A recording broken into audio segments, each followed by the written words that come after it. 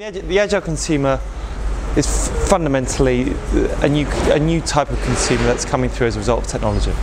Yeah, so technology is advancing so quickly, but because these people are coming through and getting used to that change and adaptability, they are by definition agile.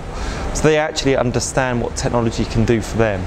I gave a great example of that. So my peer group, I was speaking to an anthropologist about a couple of years back, and he was telling me that over the last 5 years, if you look at multitasking, someone like me is being able to go from doing 1.5 things at a time to 1.7 things at a time. So I can almost speak to my wife while I'm watching TV. We are adapting. I talked about it probably when social media came out, about this idea of needing to rewire our brains. We needed to understand how a lot of the kids coming through would just automatically be able to do different stuff, because that's how they actually operated. And I just thought, the reality is now these guys can multitask 5 different things at a time. So they're far more flexible to change.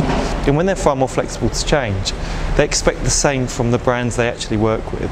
And so that was fundamental. It was a study that we did over 3 years across 5 continents. We crunched lots and lots of data just to understand who these agile consumers were, who were the people that we believed were going to start to influence cultures around the world. And we talk very much about this idea of a global village. The reality is, someone that lives in Shanghai doesn't just talk to people in Shanghai. We no longer have that. They're inspired by people around the world. They're different to someone's online gaming, and people actually create friends. They don't actually need to be in the same village as them. Everything has become one single village.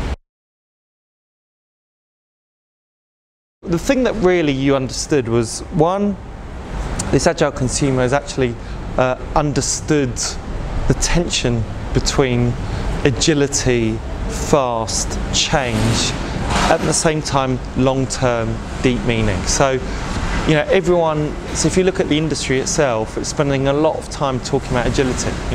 We as an agency want to be the most agile agency in London. Businesses, if you look at CEOs, they will say agility is their biggest challenge. But what we found from these people is that meaning was still at the core of what meant a lot for them. You have to be able to manage that tension between the two things. So businesses need to still have that deep founded meaning, as well as actually be able to move very, very fast. Well, I'm the head of innovation, so we talk about principles, not process. Yeah, so I think one of the challenges a lot of agencies have, and actually having, I ran a digital agency for 10 years, I think we did make a mistake of copying some of the processes of advertising agencies. So I think even digital agencies have got some of the same challenges. And so we're far more interested about the destination and getting the destination as opposed to how you get there. We actually spend quite a lot of time with our clients, actually helping them become more agile. We've created a thing called agility workshops.